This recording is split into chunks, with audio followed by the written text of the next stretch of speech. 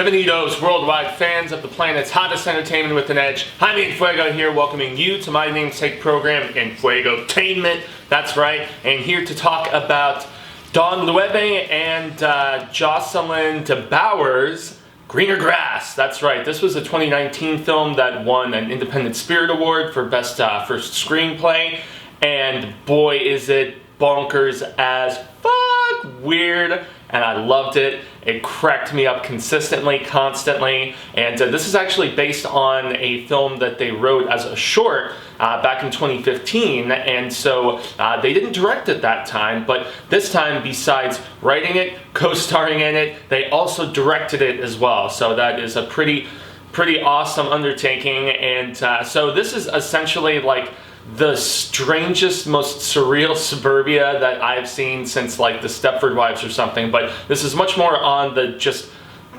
weirdly comedic side of things. And so it starts out with these two ladies, and they're at the soccer match watching their kids and such, and one of them just so happens to look over and say, "Oh wow, I just noticed you have a new baby," and it just goes from there with the subversive absurdity, and she's like, "Do you want it?" And she's like, "Oh no, I shouldn't," and so she just gives her baby, and then they swap husbands, and everybody is wearing braces in this community, and they all go around in golf carts instead of real cars. And I mean, the one of the husbands is drinking this new chlorine-free pool water the entire film. I mean, it's just, it speaks to my sensibilities. This sense of humor really might be just absolutely grating for some people, like beating a red-headed dead horse sort of situation, but at least for me, as a fan of stuff like, you know, the Stella crew, you know, David Wayne and Michael Showalter and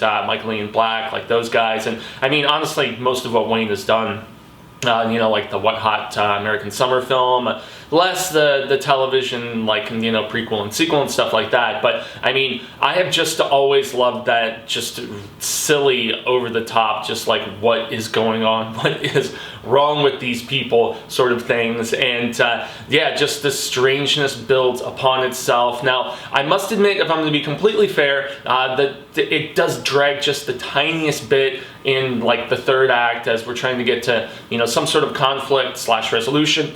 There is an underlying story about a woman who was killed by like a shopping bagger or something, and it kind of becomes the B plot in the midst of Jocelyn's character just becoming, you know, more and more just sad and depressed, you know, regretful about giving away her child, and then, you know, it's shown in the trailer, okay, so I'm not going to be, you know, spoiling anything, but, and then her other child, who is like, that he's like, I don't know, like borderline Asperger's, like autistic maybe, something like that, but it's the younger brother from the Haunting of Hill House, the Netflix series, so the cute little dude with glasses, you know, that you saw in Color Out of Space.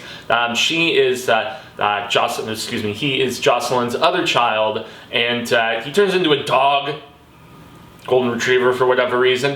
That's the thing, this movie just does the most bonkers, strange stuff like throughout, and yet there's very strange like TV going on in the background a few times too. Like you've got Three Bald Men with Bouquets is a TV show they're watching at one point, and another one is Kids with Knives, and one of the parents comes in, Dawn's character, and she's just like, "Why are you letting our child watch Kids with Knives?" And the husband, because both of the husbands are absolute idiots as well, and he's like, what happened to Little House on the Prairie? So it's of that just so silly that I don't know, it maintains the momentum throughout most of it, but as I said, once it tries to like just figure some things out in the third act, that's where it loses a little bit of steam, just a little bit of momentum, but it pulls it back with, you know, just more just insanity, and I was immensely amused by this movie. And yeah, as I was looking back at both Dawn and Jocelyn's IMDb's and stuff, they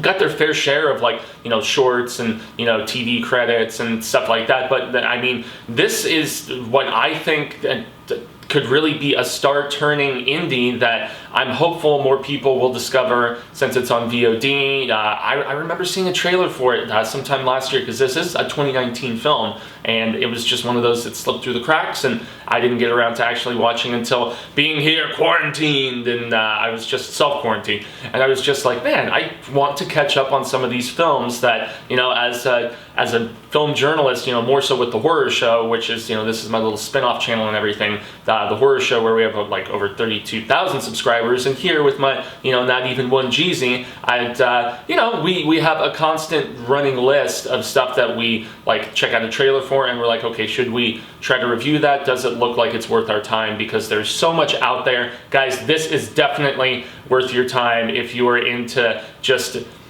this sort of, you know, the inane silliness. I don't know, I had a ton of fun with Greener Grass, and I definitely recommend you guys check it out on VOD. So, I've been Jaime En Fuego. Y'all can find Wa on all social media sectors like Twitter, Instagram, Facebook, here on the YouTubes, obviously. I've been catching up on lots of different films as of late, Vivarium, The Wave. Also, there's always going to be lots of Star Wars coverage on this channel. That's kind of been the case since I relaunched it in early 2019 after taking a sabbatical of a couple years, you know, just focusing strictly on the horror show. But yes, lots of indie coverage, lots of Oscar coverage. This is like the counter programming of sorts to the spooktacular stuff that I do at youtube.com/The Horror Show channel. That's where, you know, we have all those subscribers, as I mentioned, and we do film reviews, trailer reactions. This is one that if it shows itself in the trailer as being like a little more horror centric, but this is definitely like 100% comedy that just delves into some darker stuff at one particular point. There's something they show in the trailer that doesn't actually happen until near the end of the film, and so that's where if you go into this like thinking it's, after watching the trailer, gonna be, you know, super dark comedy. No, it's just, it's much more on the comedic side than on the dark comedy side of things. But I don't know, to each their own. You may find this absolutely frightening in your own way, but yeah, over at The Horror Show, that's where reviews, trailer reactions, unboxings, video game let's plays. No convention coverage this year, unfortunately, because the world is on hold, as we all know. But lastly, usually every Monday, but it's kind of going to be every other Monday for the foreseeable future. Show Business on the Willis Greedia YouTube channel is a program that myself, CP the showrunner over there, Lindsay Mimsy from My Two Cents of Nonsense, and Chauncey K. Robinson, we all used to get together and talk box office numbers. That's not happening anymore, obviously. So now it's more so whatever film news is trickling through, and delays. But you know what's not really getting delayed lately? VODs. And if they are already at your fingertips like Greener Grass, I definitely recommend show the film industry some support, everybody. I would say that they need it right now. So, I've been Fuego, y'all have been Rad Status, and until the real of Ka comes around once more, I say hasta luego, Cinemigos, and constant readers and viewers alike, but I'm hopeful that we get to share more of this palaver sooner rather than later. Peace out, stay healthy.